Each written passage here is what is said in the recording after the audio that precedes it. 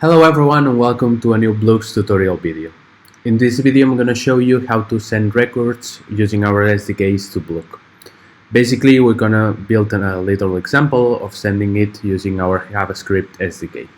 So let's move on to the code. Basically I'm going to declare a new record here and we're going to use our FromString generator. So record.FromString. And we're going to put it here a hello world string, for example.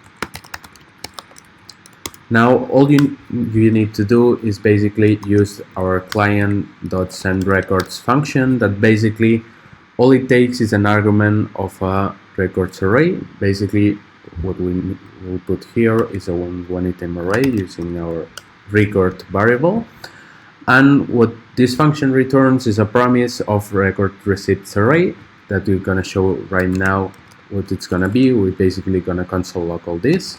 So our variable will be receipts and we will await for this function to actually resolve the promise.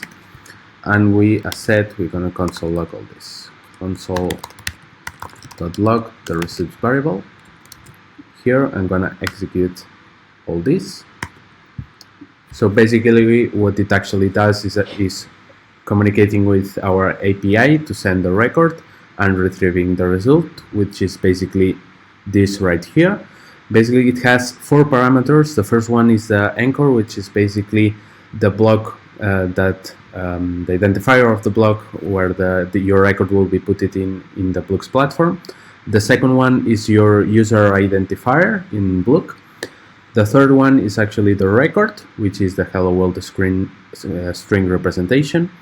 And the last one is the status of this record that is actually pending because it has not already been sent to the blockchain. So this is all you need to do to send the record to BLOOCK. Hope it helped you a lot, and make sure to visit our webpage and follow us on LinkedIn. See you soon.